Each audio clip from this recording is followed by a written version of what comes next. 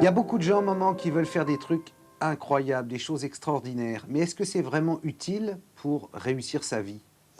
Pas du tout, parce que tout le monde, à la base, rêve d'être un héros, un grand explorateur, un grand savant, un grand artiste.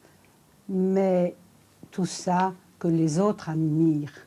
Mais en réalité, ce que Dieu veut et ce qui nous permet de réussir notre vie, c'est de choisir plutôt la petite voie de la sainteté.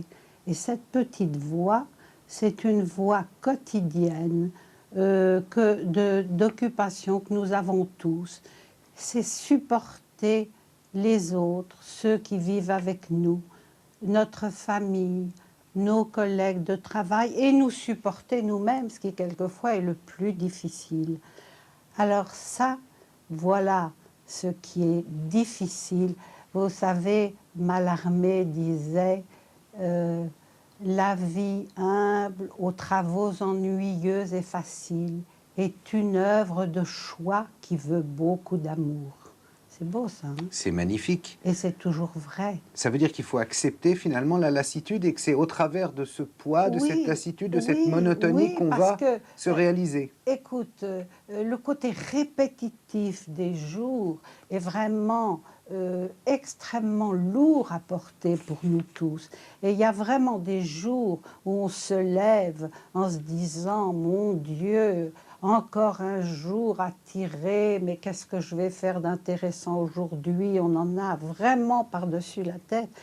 Et si on l'accepte, si on l'offre et si on avance quand même avec foi et courage, si on demande par la prière l'aide de Dieu, alors comme la petite Sainte Thérèse, qui est vraiment l'exemple de la sainte qui est entrée au Carmel à 15 ans alors qu'elle n'avait déjà pas de santé, a eu une vie de chien avec des religieuses qui n'étaient même pas toujours gentilles avec elle, a tout accepté et est morte tuberculeuse en demandant à Dieu de passer son ciel à faire le bien sur la terre. Alors ça, et cette femme-là, cette jeune fille, opère encore aujourd'hui des miracles, aide des âmes et convertit énormément de gens par ce petit sentier, ce petit chemin d'humilité.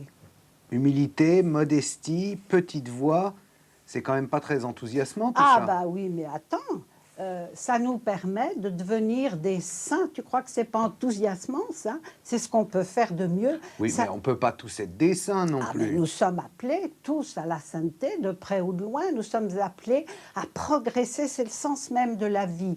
C'est le progrès, c'est avancer, c'est s'élever, c'est devenir, on appelle ça aujourd'hui, grandir ou des choses comme ça. Mais c'est ça le sens. C'est vraiment sortir de sa médiocrité. Et c'est ça qui est stimulant, c'est beaucoup plus intéressant que tout le reste qui est très passager, parce que ça débouche sur l'au-delà. Même au-delà de la mort? Absolument. Même au-delà de la mort, ce peu profond ruisseau calomnier la mort. Oui, oui. Ça veut dire quoi?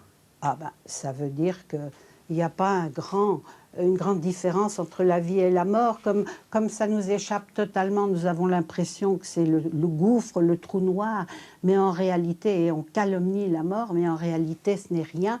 Et ce que nous faisons sur cette terre, ce que nous donnons sur cette terre, nous sera rendu au centuple. C'est pas beau, ça? C'est très beau. Merci, maman. De rien, mon chéri.